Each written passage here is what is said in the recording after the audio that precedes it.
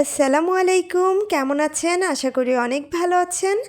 আজকে মাত্র একটা ডিম আর পাকা কাঁঠাল দিয়ে এমন একটা দুর্দান্ত টেস্টি কেক বানিয়েছি, বিশ্বাস না হলে শেষ পর্যন্ত দেখুন, তাহলেই বুঝতে পারবেন।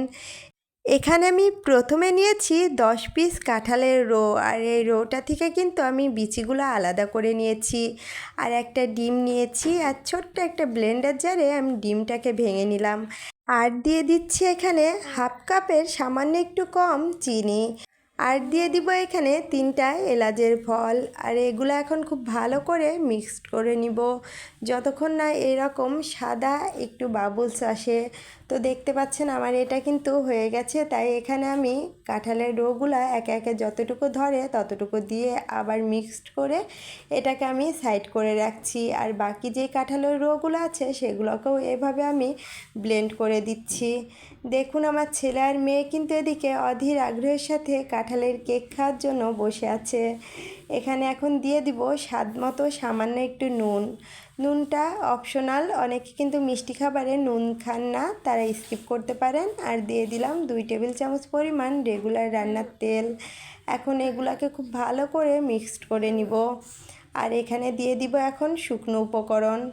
আর মনে রাখবেন এই কাঁঠালের এই কেকটা তৈরিতে আপনার কোনো রকম ঝামেলা পোহাতে হবে না যে এটার মিক্সটা কেমন হবে, ঘনত্বটা। এটার ঘনত্বটা কিন্তু অন্য কেকের যেমন ব্যাটারটা একটু পাতলাটা হয়, এটা কিন্তু একটু ঘন টাইট একটা ব্যাটার হবে। তো এখানে দিয়ে দিলাম হাফ কাপের সামান্য একটু বেশি ময়দা। আর দিয়ে দিচ্ছি 1 চা চামচ পরিমাণ বেকিং পাউডার। এখন এগুলাকে খুব ভালো করে চেলে নিব। আর দেখতেই পাচ্ছেন আমি সবগুলা কিন্তু একবারেই মিক্সড করব, তাই সবগুলা একবারেই চেলে নিয়েছি।